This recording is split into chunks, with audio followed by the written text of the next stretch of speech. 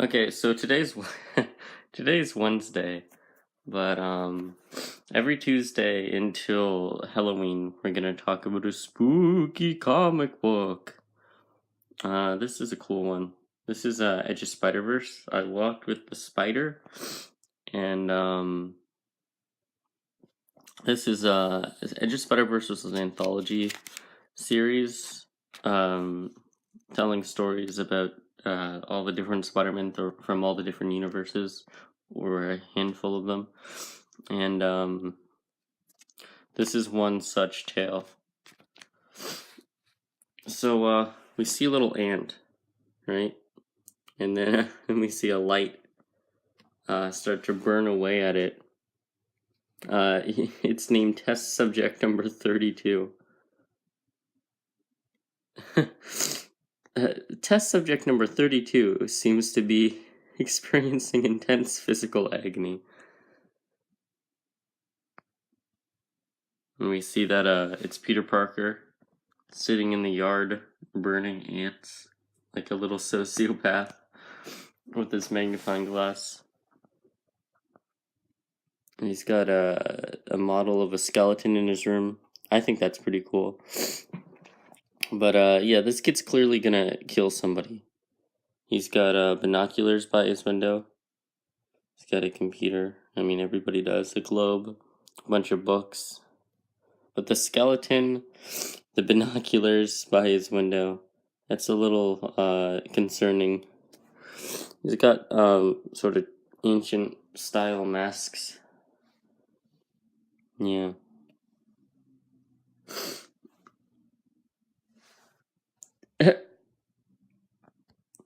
Surveillance experiment stakeout, number 16. What's that? What's that on his floor? It's that pink cloth.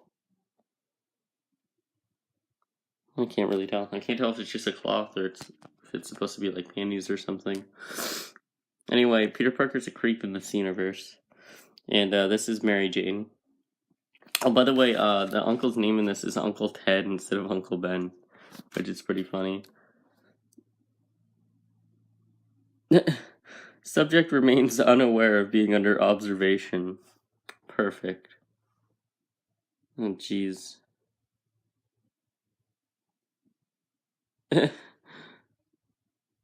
Peyton. Yeah, that's his name, Peyton Parker.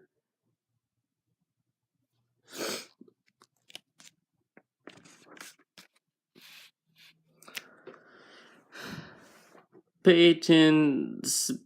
Peyton. It's not really a good mock. But anyway, yeah. Here they are. I assume on the school field trip later that day. Because Ted drove Peter to school. But anyway, he's talking to Mary Jane. They seem to be friends. Alcorps, I assume that's like the equivalent of Oscorp or whatever. Although technically, in the original canon, Peter Parker was bitten at ESU, but you know, whatever. I could have pineappled myself, but no. Anyway, well, technically it wasn't ESU, it was a building that was later said to be ESU. But yeah, in the original continuity in 616, he was bitten at ESU, which is Empire State University. Anyway, so Mary Jane takes him into a restricted area. The alarms go off. So much for sneaking in under the radar. Anyway, Peter, like the smart little chap he is, opens the jar or whatever, sticks his hand in the subject jar. Irradiated arachnid female bites him, as is tradition.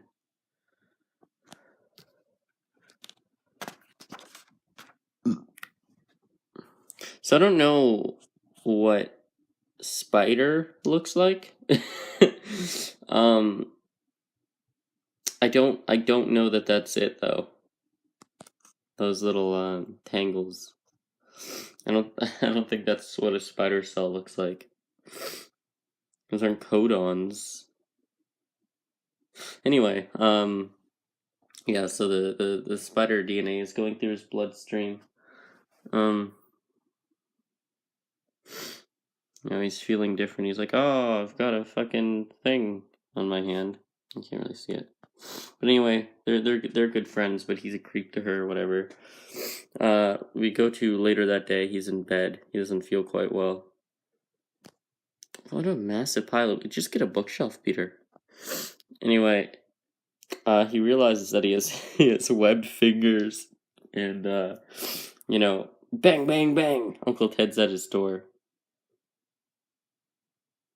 You better not be experimenting with the neighbor's pets again. He comes in with a belt. Yeah, so he's an abusive uncle that hits Peter a lot, and Mary Jane's aware of it. Doesn't seem to do anything. Feels like 2 pages, but I don't think it is. Anyway, so yeah, it gets pretty intense soon. And by soon I mean now. So changing inside, can feel it. So hungry. I must eat something. So he crawls over to the fridge in the kitchen. So I kind of appreciate the realism in this New York kitchen. Like everything's a bit dirty and rusty. Anyway, so a little mouse walks over to the cheese and he takes it, and he obviously dies. So Pete can't control myself, can't stop, must. Tastes so good, so fresh, so sweet. I feel stronger, as though my entire body is changed with something, what's changed with some sort of fantastic energy.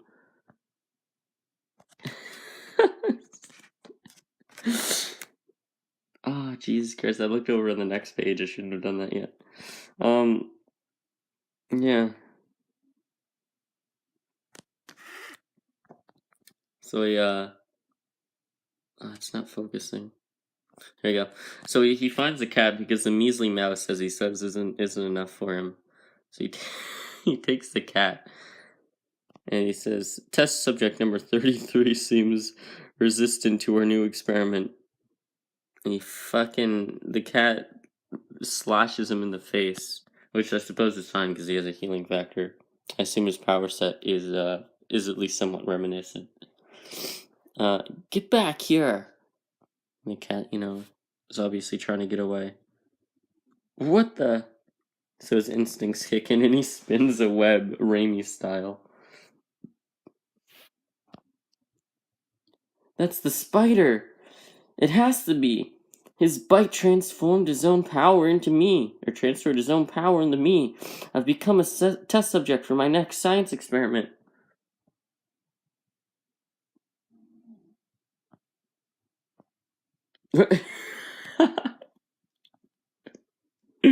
So he cocoons the cat and webs all over his room. What am I becoming? I've never felt so alive.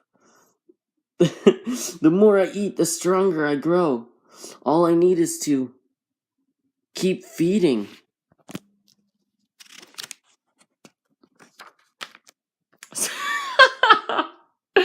So after that scene, we get some nice Spider-Man memorabilia from the cartoon show.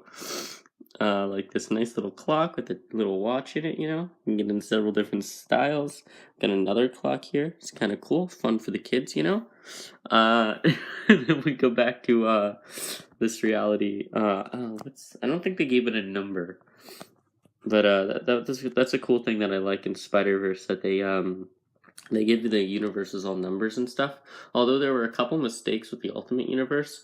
The first of those mistakes was such that when I went to the Ultimate Universe, it said 610 instead of 1610, which is the actual designation for the Ultimate Universe. And the second mistake was they spoke in all caps when in the Ultimate universe they use lowercase as well as uppercase. So just a couple little nitpicks that you wouldn't notice. You're not a big fan, but somebody who's read a lot or read way too many comics would. Better be dinner on the table if that boy knows what's good for him. Ah, Peter, Peyton, you up, boy? Where's my meal? The hell? Peyton, you blow a fuse or something. Peyton, you forget to take the trash out. Something sure smells ripe. Ah, oh dear God. What in the world? It's dinner time, Uncle Ted. He looks completely different. Even his haircut isn't quite the same. This looks menacing. I guess it's similar. I don't know. Jesus Christ, those hair changes again.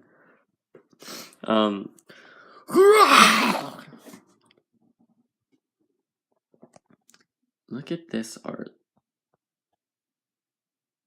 This is awesome. I appreciate the spider fangs as well. I'd like to know the anatomy of him now, though. He's got like Spinner X in his wrists, you know, and he's got these big teeth, which have somehow formed out of the old teeth, because there weren't a bunch of teeth all over his room. Although that would have been awesome.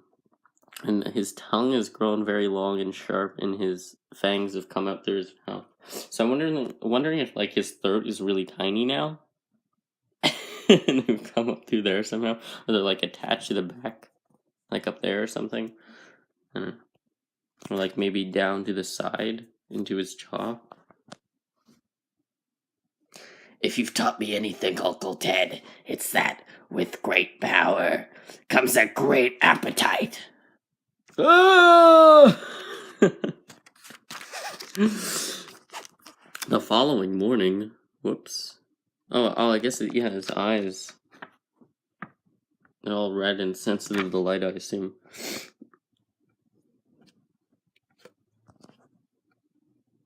Guess the cat's out of the bag now. Look how big his eyes are, though. They've got to be sensitive to light. Why did he get 8 eyes, I wonder? Oh, Octavius High, that's cool. I didn't remember that was there. Although there's a poster for the missing cat. Cat's out of the bag, yeah.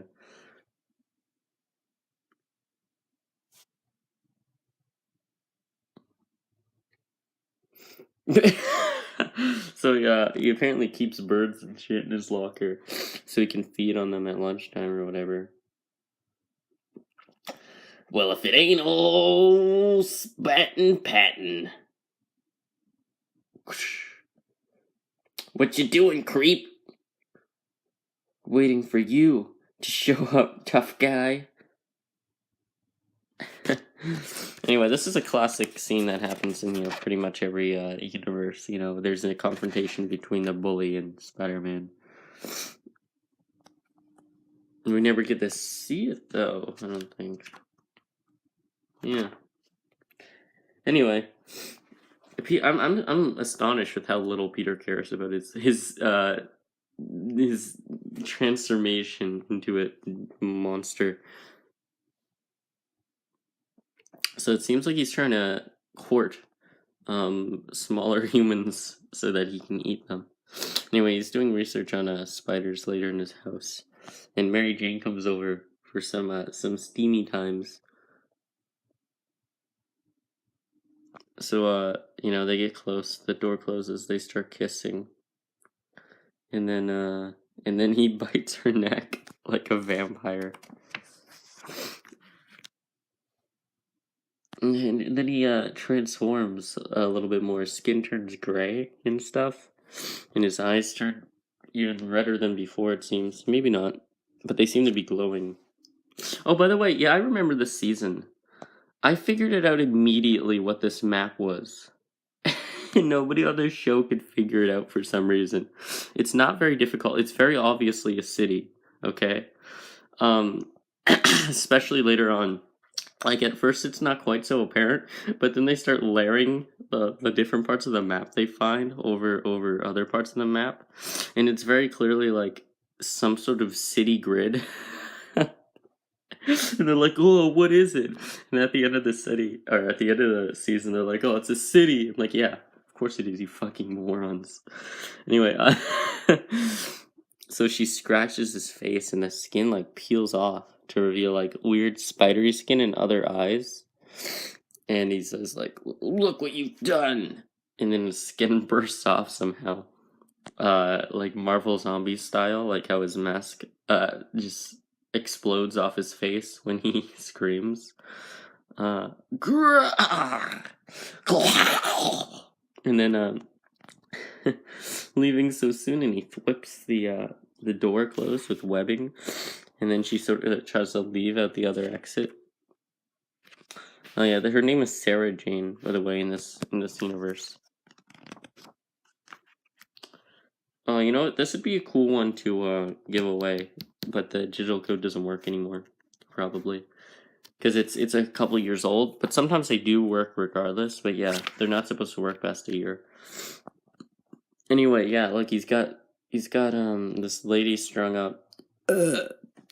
Excuse me. He's got oh look, I don't think that was there before. Maybe it was. Hold on. I think there was something on his wall, but it was indistinguishable. Or what? Let's see. Yeah, it's like there's a frame there, but there's nothing in it. It's indistinguishable. Anyway, oh,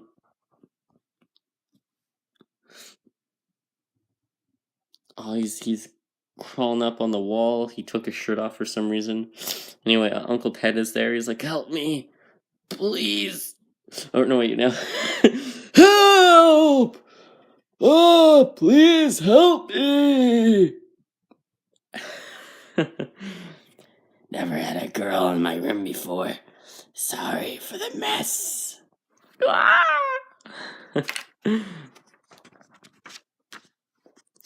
Please don't hurt me. Focus. Hurt you? How could I hurt you, Sarah Jane? I owe you my life. My new life. Now he has arms. He has extra arms. Like, he's really transforming quite quickly. I don't really understand how this is, I don't, because we're not seeing any of it, really, aside from that bit. Like, he has 2 arms there, and now all of a sudden he has 4 arms. And I assume if it kept going, it would have 6 and whatever. Anyway, please kill me! I learned today that I am a carrier. I can feel them moving inside of me! I want you to meet my offspring. Every last one of them. Me! I need your help, Sarah Jane. I know you love animals. Look at how many mouths I must feed. How delectable.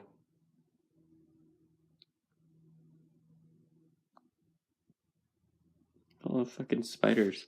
The artist really took a lot of time to scatter those spiders around. Anyway, so Morbius comes in, and he's like, "What a fresh totem you are." Who are you? A very interesting question. You can call me Morlun, or Morlun. Consider me a surprise dinner guest. Yeah. And he catches him by the throat. His things seem to be inconsistently curved, because they're always facing in a different direction. I mean, I get that he's transforming, but still. I could smell you from the furthest dimensions. Okay, I'm gonna go on a little mini rant here. So that's another thing that pisses me off, okay? When sci-fi writers or comic book writers or whatever don't know what a dimension is because they're not actual scientists. So a dimension is a direction in space, okay? So there are 3 dimensions that we can perceive. Okay, hold on. I'm gonna get a little piece of paper.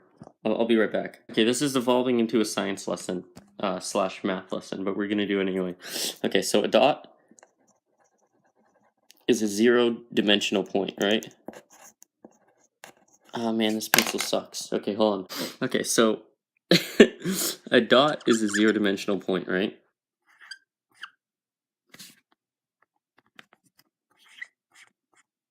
There's nowhere you can go, right? It's a dot. It's a point, but there's no direction, is there? You can't go up, you can't go down, you can't go to the sides, right? Okay. So a 1-dimensional object is a line connected by 2 0-dimensional objects. So this is a pattern that will stay consistent throughout. So you can go left, you can go right, you can't go up or down. This is all that exists within that space, okay? So this is a 1-dimensional plane. Okay, so 2 dimensions are sort of the same idea. So 2 dimensions are comprised of 4 0-dimensional points and 4 1-dimensional points or planes. Sorry, I'm doing this to the camera so my coordination isn't going to be as on. Okay. I'm running out of battery a little bit. Okay, so we can see we have 4 lines. We have 1 line over here, that's 1D. 4 lines and 4 0 points make up a 2D object. So this is like the original Mario game, right? So Mario's here. He can go this way, he can go that way, and he can go up and down. He can punch the question mark block by jumping up, okay? So a 3D object, naturally, right, is 6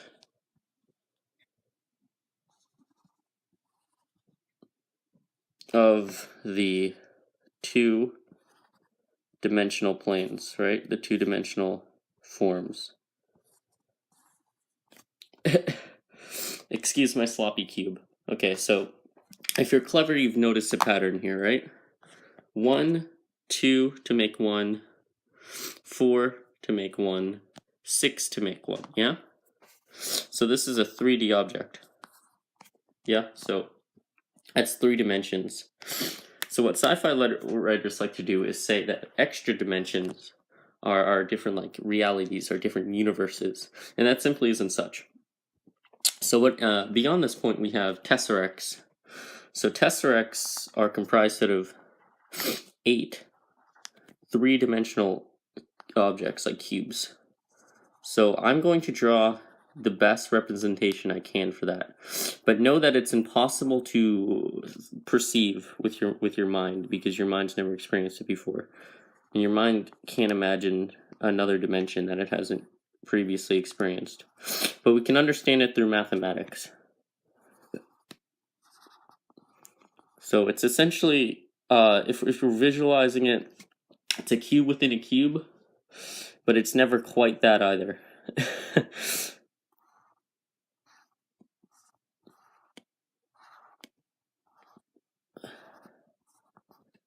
Yeah?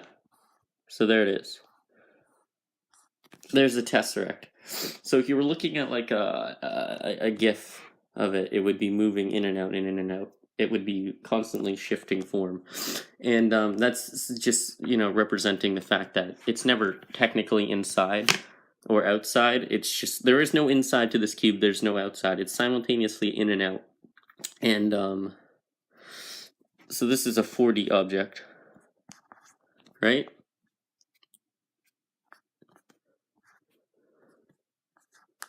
Sorry. 1 equals 2 of 0. 2 equals 4 of 1. 3 equals 6. Sorry. 6 of 2, and 4 is equal to that of 8 of 3. Okay? So I hope that's helped. So what a dimension is it's essentially just another direction in space that we can't perceive. So like a video game character can perceive our dimension, you know, or a character on a piece of paper can comprehend our dimension. It's like that. Imagine taking a roof off a house.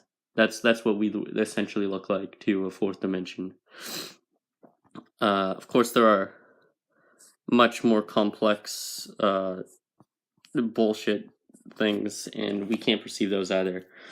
But keeping it simple, four dimensions, okay? Keeping it relatively simple, I suppose. So yeah, I hope you enjoyed that. Let's go back to the review. Not universes.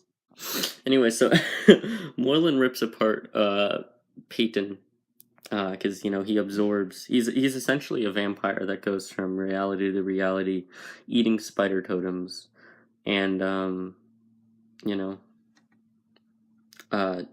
absorbing their energy to sustain life. His whole family does this. There's a whole bunch of them. They're called the inheritors because they inherit the energy from the spiders. Anyway, he's saying, "Oh, you're so young, so fresh." So he sucks him up, and Sarah Jane runs home, and you know, she's looking in the mirror at her bite later on. "Just a minute, Mom," and she notices like little bumps in her skin. And she's trying to convince herself that it's just a dream. But then from her little holes, she realizes that like spiders are coming out, like he's laid spiders in her. And that's where the story ends. This is actually written by Gerard Way. I have this book in my long box, and I'll review it if you like.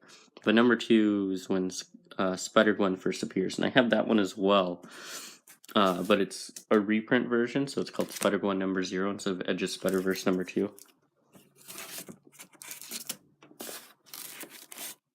Anyway, hope you enjoyed that and the science lesson that went along with it. I'll talk to you guys later.